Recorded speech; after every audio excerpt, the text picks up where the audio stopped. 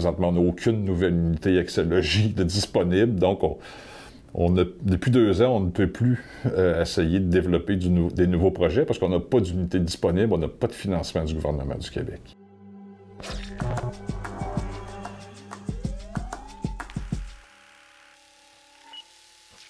Je pense qu'aujourd'hui, avec la flambée des coûts de loyer, on se rend compte que de plus en plus, la classe moyenne a de plus en plus de difficultés à se loger convenablement à des coûts qui sont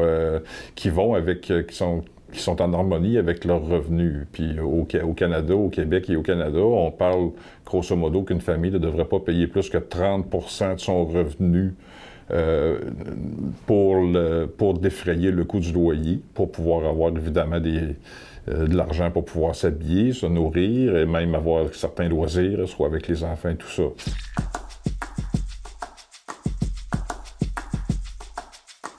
Ce n'est pas juste dans les grandes villes qu'on se rend compte qu'il y a des difficultés à loger, dans le fond, la plupart des citoyens. La crise du logement frappe partout. Elle a frappé Montréal, elle a frappé Québec. On a vu des initiatives du gouvernement qui ont été un peu je vais le dire en français, c'est des plasteurs sur le bobo, mais la problématique principale est le fait qu'il manque de logements. Et le fait aussi de l'ambition des propriétaires à améliorer, dans le fond, leur rentabilité avec leurs immeubles. Donc, ils vont soit faire de la rénoviction, qui vont soit créer des Airbnb.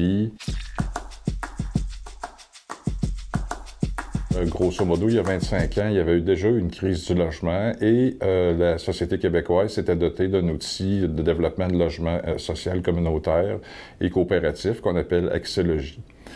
Accès-Logis a été quand même, est toujours le principal programme à date d'aujourd'hui pour faire ce développement-là, mais au fil des années, les fonds publics pour aider à démarrer et à développer des projets de logement socio-communautaire ont beaucoup diminué. Donc, on parle, entre autres, de la hausse des coûts de construction, on parle du simple taux d'inflation annuellement, et le programme Accès-Logis, l'indexation qu'ils avaient annuellement aux coûts de construction pour développer des projets, a été arrêté en 2009 par le gouvernement.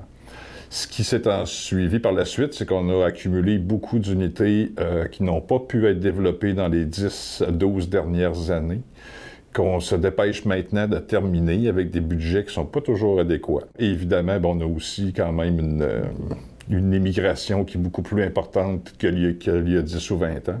On a beaucoup de gens qui se rajoutent à la population québécoise. Et on a aussi le vieillissement de la population là, qui fait en sorte que les gens ont à réviser leur parcours résidentiel, évidemment, là, quand on arrive à un certain âge. Donc, c'est plusieurs facteurs là, qui font en sorte qu'aujourd'hui, on est de nouveau dans une crise du logement.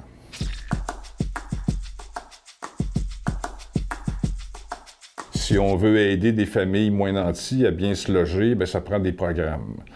Ça prend des programmes au niveau du gouvernement du Québec. Ça prend une volonté politique, ça prend une implication politique à ce niveau-là pour tenter à tout le moins de contrôler ces phénomènes-là de rénoviction, entre autres, ou de création d'Airbnb.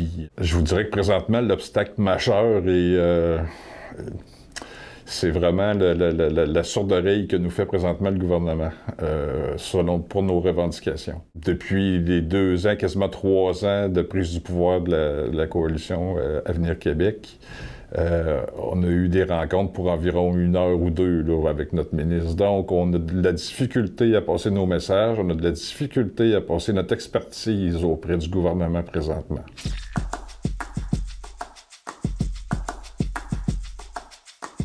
Au niveau du gouvernement du Canada, on a certains programmes qui sont mis sur pied depuis 2017 quand même. Ça, c'est ce qu'on a appelé le grand retour du fédéral dans le développement du logement communautaire et social, qui avait cessé ses investissements vers le milieu des années 90 dans le logement social au Canada. Donc, oui, du côté fédéral, il y a une certaine articulation pour aider les gens, les familles, bien généralement, au niveau des familles à revenus moyens, à pouvoir se loger à bon prix. Par contre, les dédales administratifs sont quand même assez lourds, donc c'est pas si évident que ça de développer des projets là, si rapidement, malgré l'initiative de construction de logements rapides.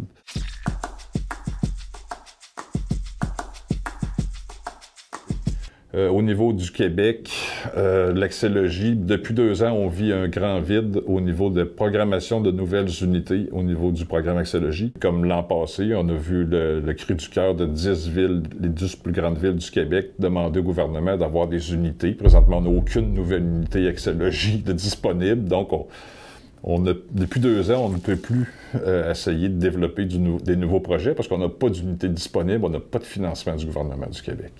Donc, nos représentations au niveau du gouvernement se font vraiment et pressent le gouvernement actuel de statuer sur un programme qui va être efficace, qui va être pérenne, puis qui tient compte aussi des réalités de 2021 au niveau des coûts de construction, puis à plusieurs niveaux. C'est grosso modo les actions qui sont entreprises présentement par le milieu du logement social communautaire et coopératif et aussi par les organismes communautaires là, qui sont reliés là, dans le fond au bien-être des citoyens du Québec.